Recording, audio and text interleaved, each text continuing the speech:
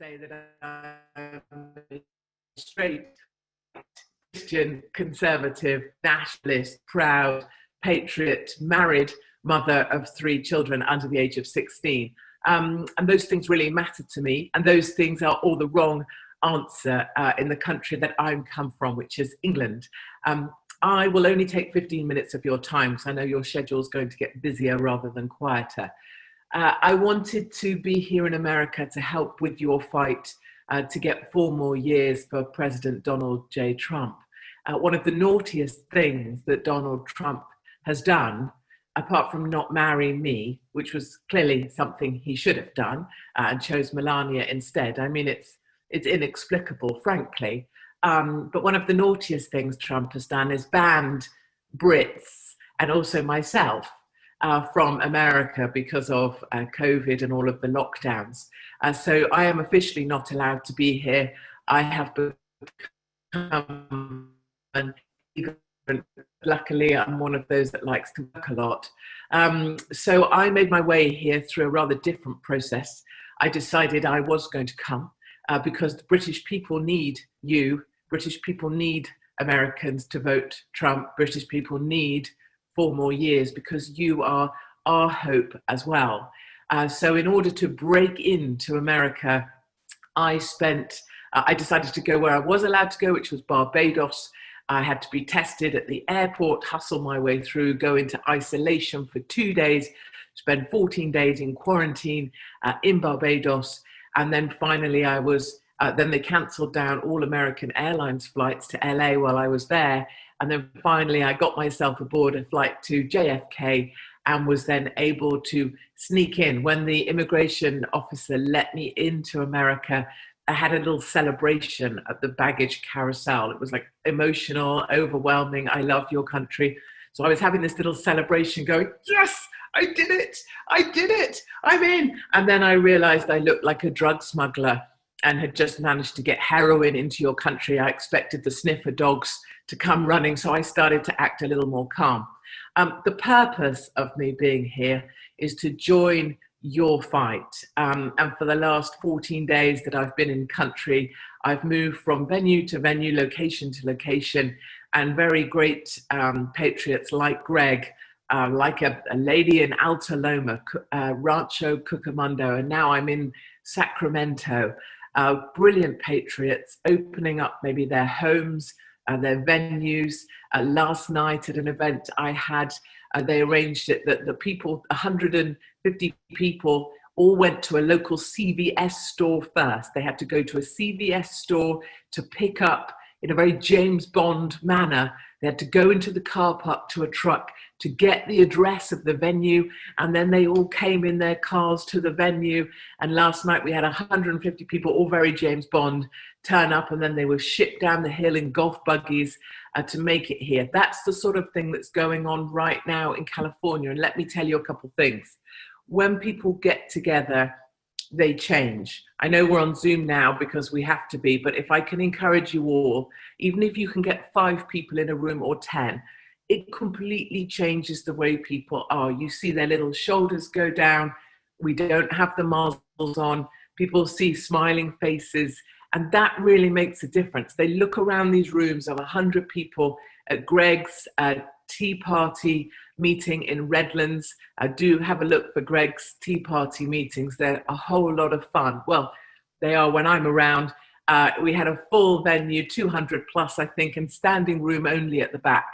And for me, what people realize is the Democrats in these Democrat-run states have taken freedoms you don't even know they've taken. We think it's just about being locked down or wearing masks or taking away the freedom to make choices about what stores you go to.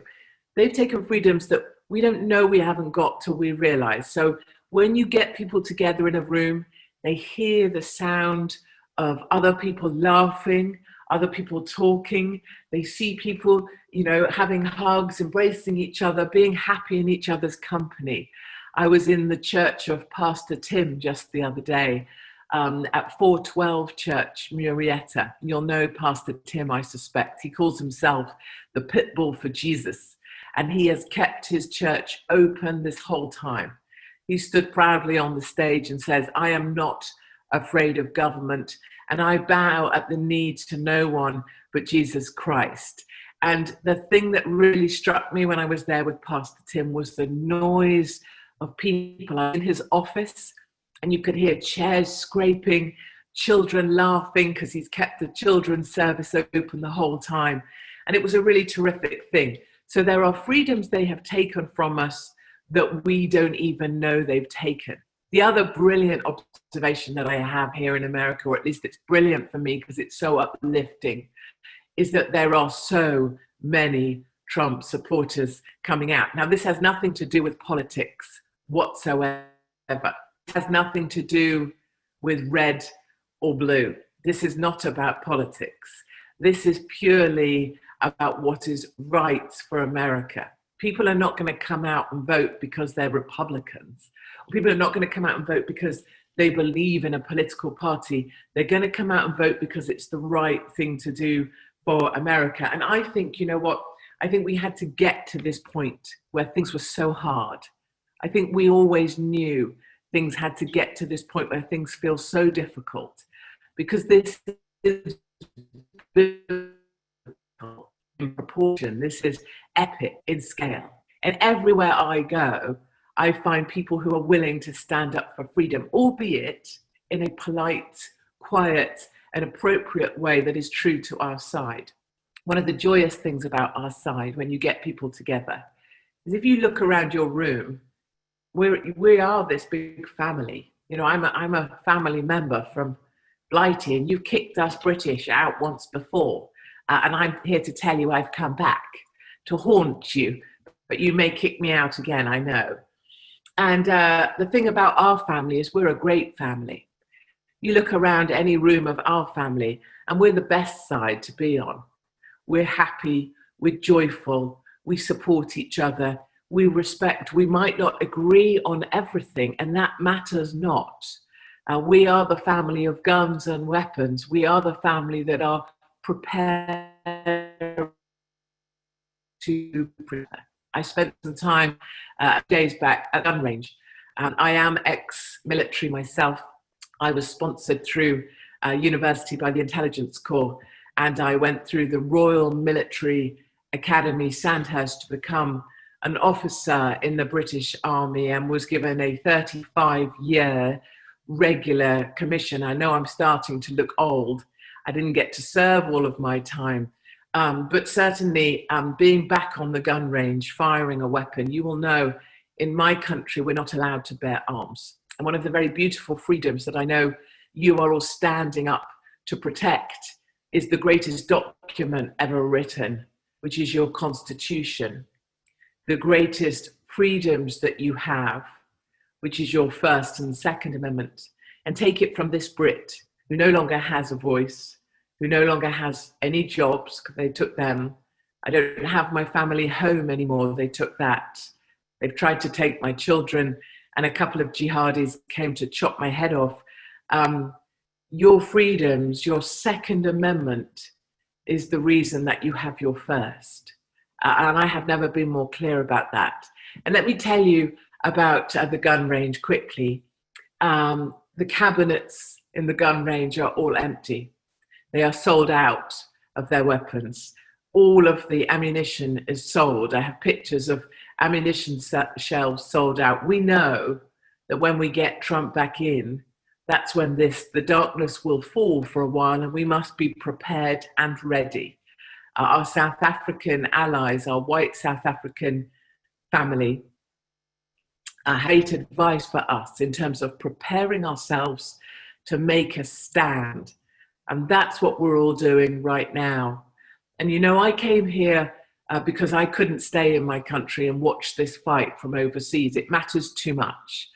I came here to remind everybody that we are so much the force for positivity. And it gives me goosebumps just talking about it here.